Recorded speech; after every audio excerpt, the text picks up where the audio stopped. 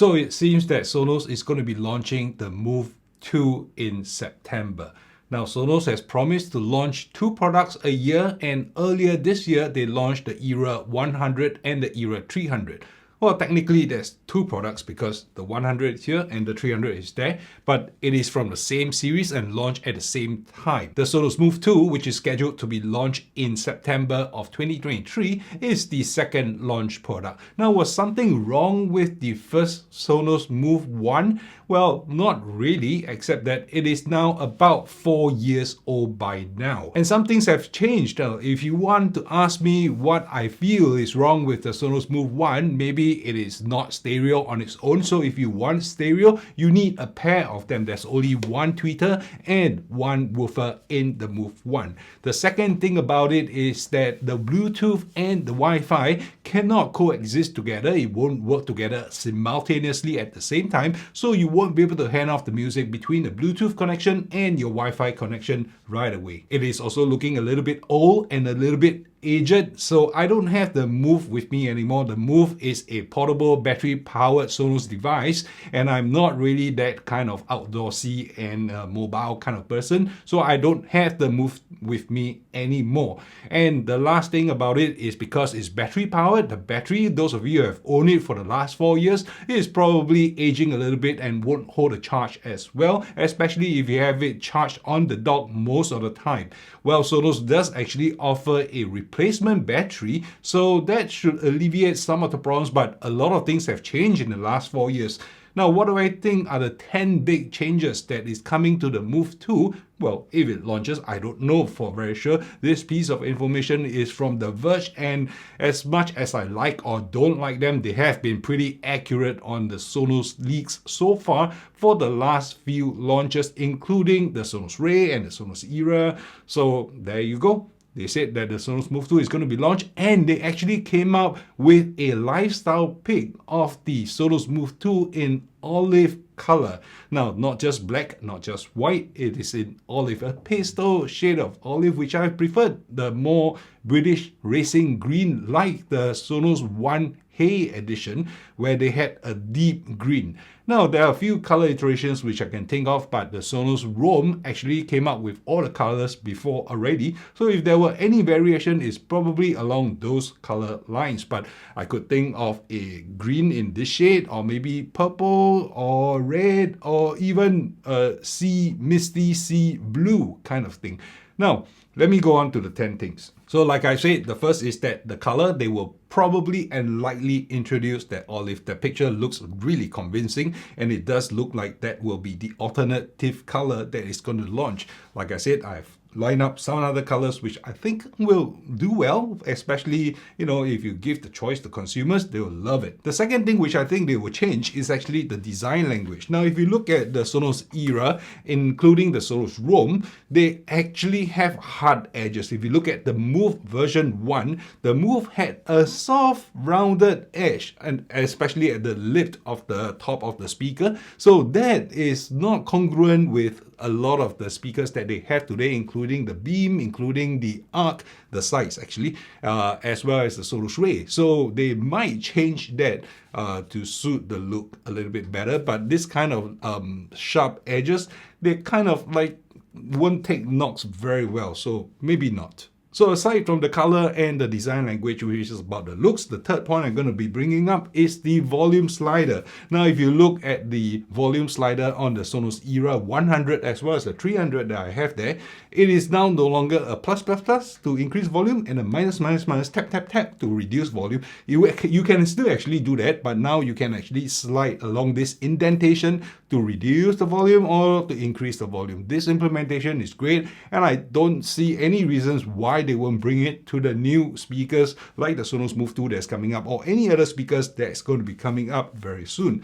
Like the Sonos One, the Sonos Move only had one tweeter facing forward. So on its own, it wasn't able to cast a stereo image. Now the Sonos Play 3, including the Sonos 5s as well, they actually can do stereo on their own one speaker without pairing a pair of them together, so you don't have to buy 2 of them. It casts a stereo image. And the stereo image from the Sonos One actually has two-angle speakers or two-angle drivers firing upwards the higher frequency, so you get a stereo imaging. So the Move is likely to be a 3-driver setup, 1 bass driver and 2 angle tweeters. Of course, this is the Era 100. I don't have the Sonos Move 2 to show you because it's not even been announced.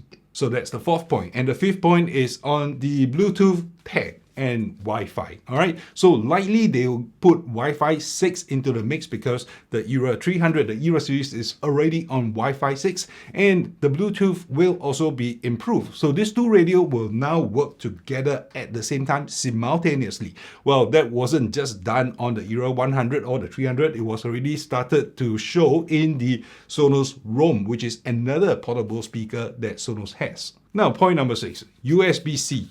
Now, the Sonos Move already had a USB-C port, but the USB-C port was purely for charging only. Now, the USB-C port that is present on the Era 100 and the Era 300 actually serves as a data port. So you can actually attach a dongle that will accept wired connection via the LAN cable, as well as 3.5mm auxiliary input for music line-in. And line-in support that on the Sonos Move 2 will be the first time that Sonos portable speakers will get line-in support. Now, point number 7 is about quick tuning. It is also a design cue from the Era 100 and the Era 300. So for Android users out there where you don't have an iPhone to wave around to do the True Play, the Era 100, the Era 300, as well as the rumored Move 2 will actually feature quick tuning. Now, the Move 1 already had auto True Play, so whenever you move the Move 1 around, it will automatically calibrate itself while it's playing the music, right? But quick tuning is slightly different implementation. You can actually turn it on to tune the whole speaker wherever it is to fit into its surrounding sonically. So I have 3 more points to go. Point number 8 is the charging dock. Now, the previous Sonos Move, actually, there's a wired charging dock, and the charging dock is some circular thing where you then put the Move on it, right? That wired dock is actually a hardwired cable, and the power cable is actually quite thin and is permanently connected. So if you have a new dock implementation, I can imagine them putting the whole dock separately with the USB-C charger, something like what some of those MagSafe chargers are doing today, right? So basically, it could also be magnetic in nature, so you can mount it and you can then take it off. And they could even put this onto wall mounts where you can then just take it off and put it back on to charge. Point number 9, talking about charging, is battery life.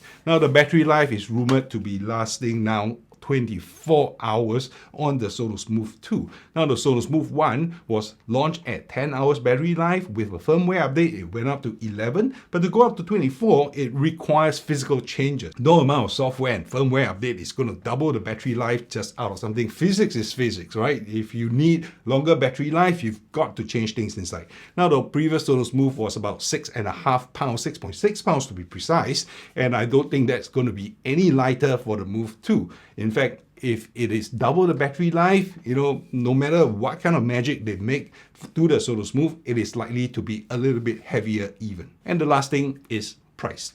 Now, everything has gotten more expensive. The Move 2 was previously at $399. Depending on whether they're really going to launch it or not, you might be able to find one cheaper today already. But the Move 2 is likely to be another $50 more expensive than the previous Move 1. Now, $399 plus $50 will give you $449, which is the cost of the Era 300. Not cheap, but, well, it's portable and it has a built-in battery. But of course, the difference will then be the functionality of the speaker. So I've covered these 10 things that Sonos is likely to introduce with the Move 2, and I'd like to talk about what they likely won't introduce with the Move 2. And I just probably have 5 points to cover. I wrote some of these down when I was reading the article. Now, the first is sub support. The Move 1 could not be paired with a subwoofer, not the Sub Mini, not the Sub Gen 1, Gen 2, Gen 3. Why? Because it is meant to be portable. So they don't want you to take it out of the house and break the connection and the sub gets disappeared, and basically the S2 platform wouldn't be able to adjust for that missing subwoofer. So the other thing that's sorely missing from the Sonos Move 1 was the ability to use them as surround speakers in a home theater setup. So you can't set up two, even if you have two, you can't set up two Move 1s as the surround for your Sonos Arc, for your Beam, or your Ray. So you simply can't do it, right? Because same logic, same reasoning, it is supposed to be portable, so they don't want you to take it out. It breaks the connection. The Sonos S2 platform won't be able to handle that. And we are talking about the Era 300, which is going to be roughly priced the same as the Move 2 if it launches at the same price of $449. Is the fact that the Era 300 has upward firing speakers. The Move will likely not have it even in Gen 2. So likely there will be two tweeters firing left and right for stereo and a main driver to push out the bass frequencies, but you're unlikely to get an upward firing driver. And why so? Because even it's not supposed to be supported as a surround speaker anyway, so no point, right?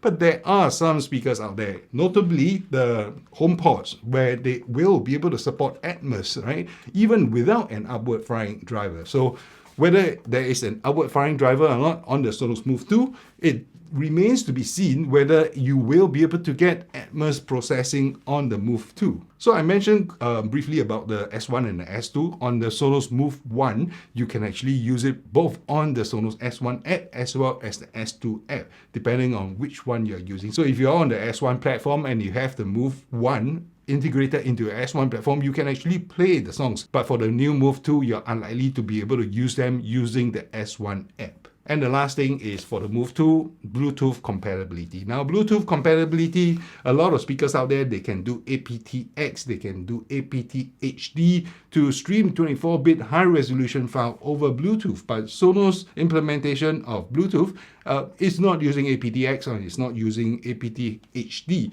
So you are unlikely to be able to get that quality of music over Bluetooth. But if you really wanted the best quality of music, just use a direct streaming from Apple Music or even Spotify or any of the streamers that you use. But the most important thing being that over Bluetooth, you're still just going to be getting stereo sound. You're not going to be getting any form of Atmos. The hook to pull the Atmos music formats from Apple Music requires direct streaming. It won't be able to go through Bluetooth. Okay, so the 10 things that are likely to come to the Sonos Move 2 if they launch it, and the 5 things that are unlikely to come to the Move 2 even if they launch it. Now, let's talk a little bit about what is out there in the market today for $450, right? So price aside first, you could get the Apple HomePods. The Apple HomePods are not expensive, $299, and that is for one of them. But you won't be able to get stereo unless you have two HomePods, which will set you back $600, and those are not battery powered. But the sound quality is really not too bad from the Apple HomePods. I don't think the Sonos Move 2 is going to reach that level of performance as the HomePods. And Sonos will also have their own Sonos Roam, another portable speaker. Well, I would say that if you have the Move, maybe it's a hard call whether you want to move to the Move Gen 2. But if you have the Sonos Roam, they serve a completely different purpose. The Roam is actually very, very small, fits into your palm. The Move is unlikely to fit in your palm. You don't even want to be carrying it in your backpack because it's big and it is heavy. And the sound quality is definitely going to be a lot better than the Roam. And of course, you have the Devile Mania. The Devile Mania is a Bluetooth speaker. It is also capable of streaming over Wi-Fi, but the speaker is really expensive. I think it's in excess of $1,000. I can't remember how much it is. I did a review on that, so if you're interested, just check out that review. There's also, on the other end of the spectrum, something slightly cheaper, which is the Gravastar. Gravastar makes really, really funky looking products. They have the Mars Pro, which is bigger and probably and likely to throw out the kind of sound that you expect from a Move 2, or something smaller like the Supernova, also very quirky looking, but it has a light built in. Also, I did the review. Now, you get the tone of where my channel is. We keep talking about audio product. We talk about wireless audio products quite a bit. So if you're interested in the kind of things that you want to keep updated on, do subscribe to this channel, ring the notification bell so that anytime I release a video, you'll be able to see it. And the last, which I also did a review on, is the Soundcore X600, and that is from Anker. Now, that speaker took me by surprise. The spatial audio is really, really good. So it is just one unit on its own.